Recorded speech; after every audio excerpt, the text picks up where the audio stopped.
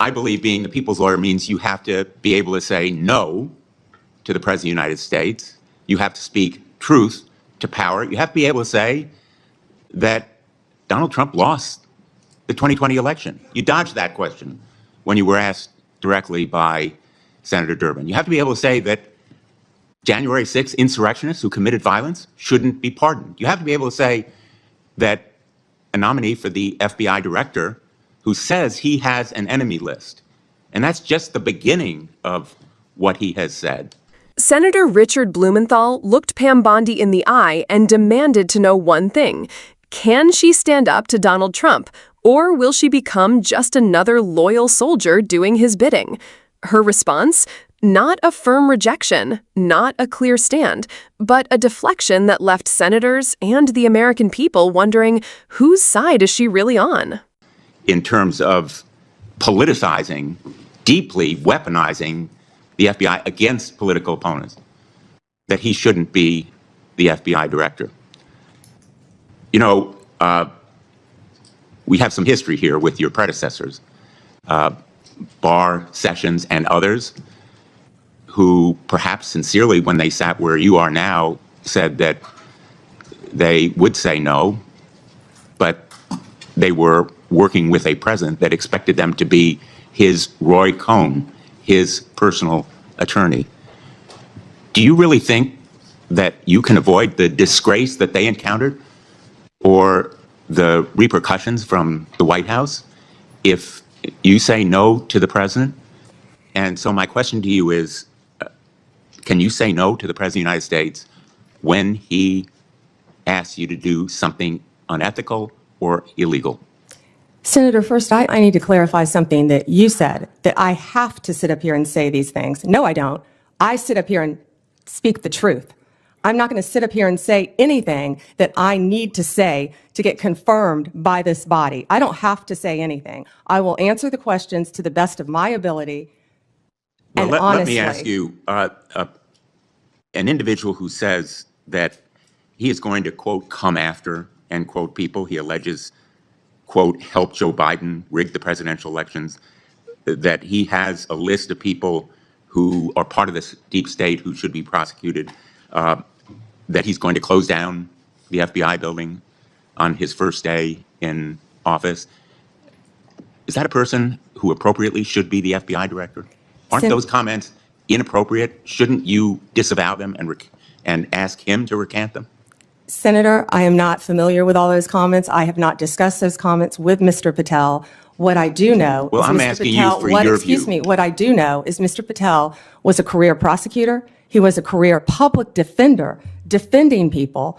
And he also has great experience within the intelligence community. What I can sit here and tell you is Mr. Patel, if he works with running the FBI, if he is confirmed, and if I am confirmed, he will follow the law if I am the Attorney General of the United States of America, and I don't believe he would do anything otherwise. Well, let me just submit that the response that I would have hoped to hear from you is that those comments are inappropriate and that you will ask him to disavow or recant them when he comes before this committee, because they are indeed chilling to fair enforcement and the rule of law. Let me ask you on another topic. When we met, I welcomed your support for the goals of the Kids Online Safety Act. And Senator Blackburn and I have spent a lot of time, devoted a lot of effort to the passage of the Kids Online Safety Act, which happened by an overwhelming vote of 91-3, 72 co-sponsors, including Vice President-elect Vance. I appreciated our discussion and your support for protecting kids online when we met last week. I'm hopeful that this area is one where we can work together. Can we count on your support in working together to protect kids online? Senator, absolutely, and thank you for that legislation, and Senator Blackburn. I believe in this world right now, we have to find the things we have in common, and that is certainly one of them, Senator, protecting our children from online predators. You've done so much on that front, and I thank you. I attempted to do that as well when I was Attorney General, but I am committed to working with you on anything we can do to protect our children. throughout this country. When I was Attorney General, we started something called From Instant Message to Instant Nightmare, and educating parents about online predators. And that also, Senator, is one of the core functions of the FBI, the cyber unit. They sit there, these agents sit there all day long and investigate child predators.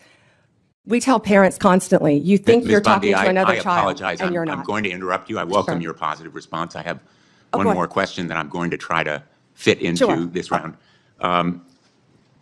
TikTok will be banned unless it is sold because it has become a tool for the Chinese to collect information and do surveillance and endanger our national security.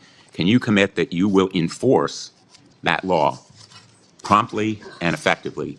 And I ask this question because President Trump's pick for your Solicitor General in the Department of Justice went to the United States Supreme Court arguing that the ban should be delayed. Will you commit to enforce that law on your first day when you are if you are confirmed? Senator, as I discussed with you during our meeting, that is pending litigation within the Department of Justice.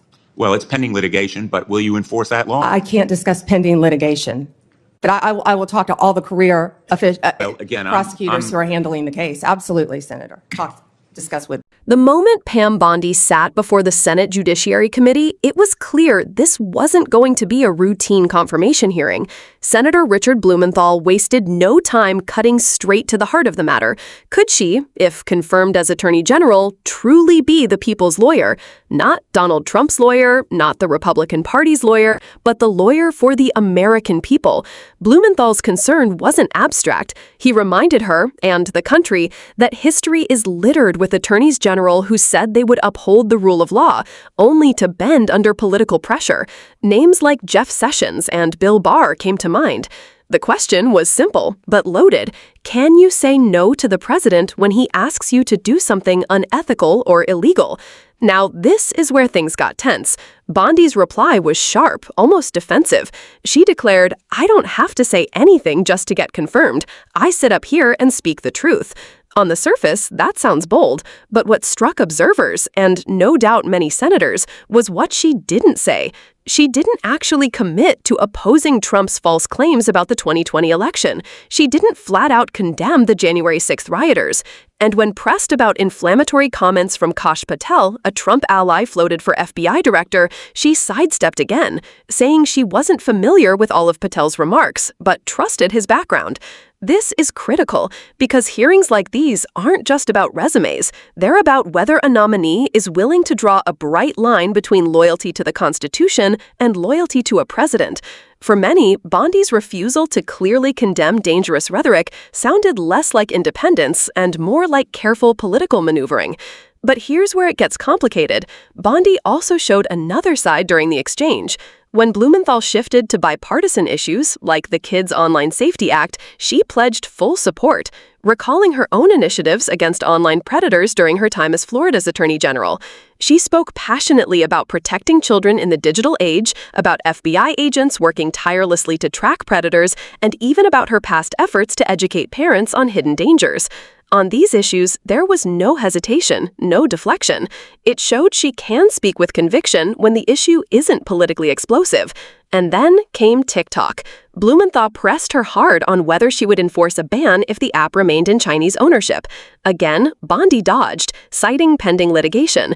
While legally cautious, her refusal to answer fed into the very narrative Blumenthal was painting, that when it comes to tough, politically charged issues, Bondi avoids clear commitments. So what does this all mean? The hearing revealed two versions of Pam Bondi. On one hand, she's an experienced prosecutor who speaks passionately about bipartisan causes like protecting children.